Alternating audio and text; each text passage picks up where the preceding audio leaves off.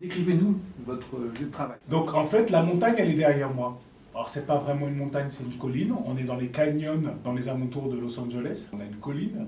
Elle n'est pas blanche, mais plutôt marron. On est au mois de février, c'est un peu sec. Et on est sur un plateau vraiment hollywoodien avec le décor, en fait. Je ne sais pas comment on dit parce que c'est pas du studio, mais on a le décor qui est monté. On a toute une ruelle de ville un peu avec des saloons un peu de cette époque-là.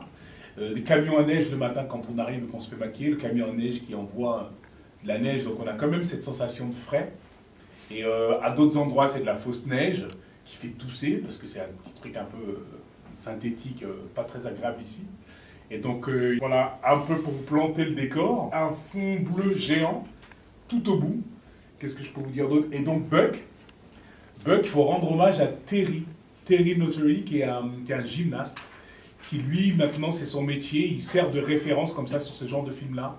Il a travaillé sur La planète des singes, notamment. Et en fait, c'est lui qui était Buck, et c'était lui mon partenaire. C'est avec lui que je jouais quand, par exemple, la scène où je dois lui dire au revoir, je dis au revoir à Terry. Et en fait, c'est lui, l'acteur avec qui je joue. On n'est pas...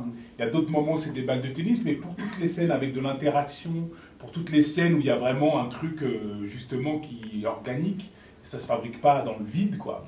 Et bien, il y a Terry qui est là, et c'est assez chouette, en fait, de se dire que tout ça est mis en place et pour raconter cette histoire-là.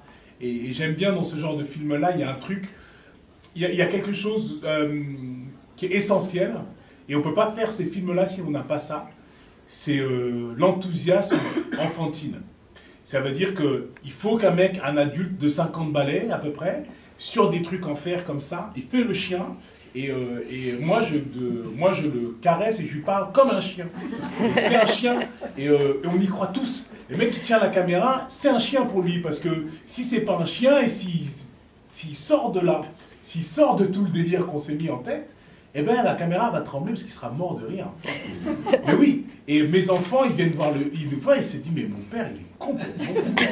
Qu'est-ce que c'est que ce travail? Et en fait, ce que j'aime, c'est qu'on arrive à faire ça très sérieusement, et on y croit vraiment. Et j'ai de l'émotion quand je dis au revoir à Buck, qui est là avec des trucs en fer, c'est pas vraiment Buck, on y croit. Et si on n'a pas ça, ben le film il marche pas. Et j'adore faire les films là-bas pour ça.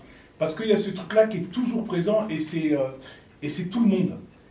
Il n'y a pas que les acteurs, il y a les techniciens, ils ont ça, tout le monde a ça pour pouvoir raconter cette histoire-là. D'autant plus que là, on parle d'une histoire qu'ils ont tous lue.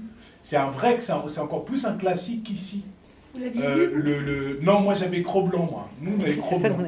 Et L'Appel de la forêt, là-bas, c'est plus qu'un classique. Donc, ils étaient 2 fois plus investis. Et ça, c'est un bonheur incroyable.